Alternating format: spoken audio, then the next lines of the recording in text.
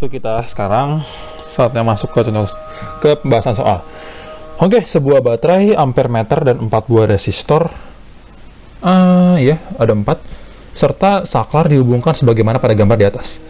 Jika saklar 1 tertutup dan saklar 2 terbuka, maka pernyataan benar adalah Oke, soal pengantar yang bagus. Jadi awalnya saklar 1 dan saklar 2 masih dalam keadaan terbuka awalnya. Jadi kayak gini, kalau gue gambar secara sederhana. Ini ada ampere meter, ini ada resistor. Jadi dia langsung kayak gini kan. Oke. Lalu kita hitung dulu deh. Kalau kayak gini kan nanti arus, sini ada resistor lagi, sorry, maaf. Lalu saklar 1 ditutup dan saklar 2 masih terbuka. Jadinya kayak gini. Berarti masih sama, terus jadinya paralel ya. Oke. Jadi paralel deh. Nah. Oke. Ini ada ampere meter, sorry harusnya. Ya. Beda potensial pada hambatan 10 ohm sama dengan beda potensial pada hambatan 20 ohm. Oh, 10 yang ini, 20 ohm yang ini. Bener ya? Karena kedua resistor ini saling paralel. Maka beda potensial sama. Oke. Kalau belum terlalu ngerti kenapa, nanti bentar lagi gue tunjukin. Nomor 2, pernyataan 2 maksudnya.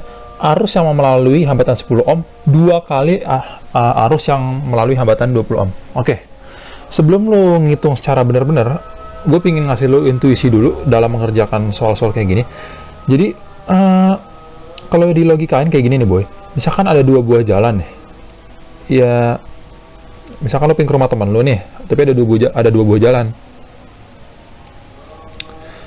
Ada jalan yang hambatannya gede, banyak rintangan lah gitu, banyak rintangan kan, ada portal lah, ada apa segala macam, dan yang satu lagi mulus.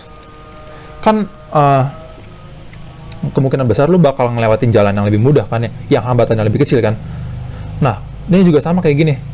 Kalau hambatannya lebih kecil, pasti arus yang mengalir lebih besar. Nah, dibilang kan arus yang melalui hambatan 10 ohm 2 kali arus melalui hambatan 20 ohm.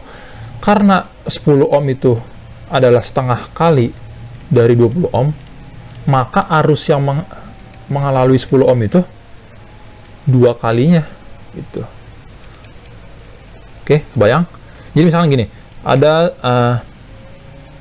2 buah jalan nih. Yang satu misalkan tingkat hambatannya itu misalkan 5. Yang satu lagi misalkan 15. Kira-kira arus yang mengalir persentasenya berapa? Ya, bener. 3:1. Yang ini 3, yang ini 1 gitu. Nah, itu kalau secara intuisi kita langsung dapat kalau pernyataan 2 ini benar. Oke, kalau secara intuisi kita langsung dapat. Tapi kalau secara perhitungan kayak gimana gitu kan. Oke, kalau ini gue tunjukin sedikit nih kalau secara perhitungan. Jadi gini ya.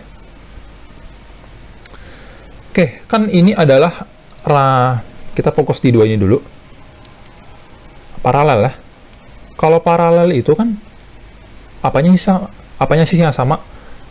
Yang sama kan V-nya kan, V-nya sama gitu. Kita tahu menurut hukum Ohm bahwa V itu adalah I kali R. Nah, di sini kita dapat nih hubungan I1 per I2 sama dengan R2 per R1. Maka I berbanding terbalik dengan R. Nah, ya udah.